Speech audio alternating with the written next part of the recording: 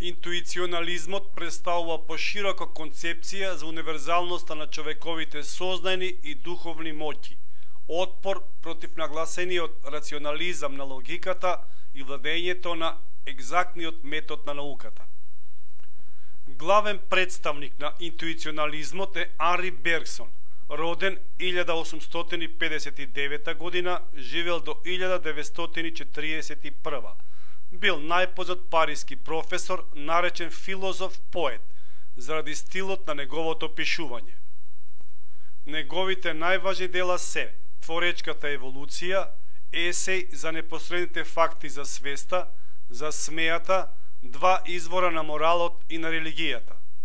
Бергсон во однос на науките и философијата вели: науките имаат вредност и потребни се во животот, но апсолутното може да се открие само со филозофски пристап.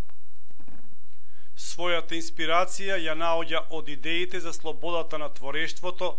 За него човекот е само продукт на своите решенија, тој се создава самиот себе. Ставот на Бергсон во однос на волјата е дека таа и претходи на свеста. Актите на волјата се пред мислата. Суштината на се што постои се открива со интуицијата. Со неа може да се согледа динамичноста на животот и да се открие вистината за реалноста, наспроти природно-научните сознанија кои се статички слики. Во сите животни појави Бергсон открива агенс наречен животен елан, елан витал, што значи полет и подем на животот.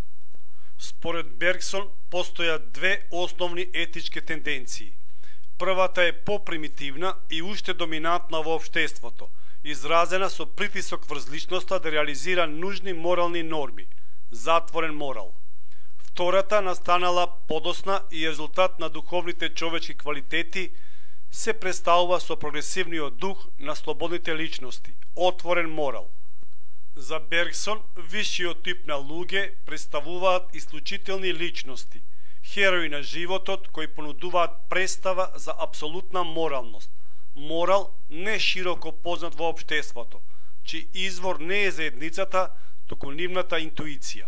Морал не на сегашноста, туку на иднината.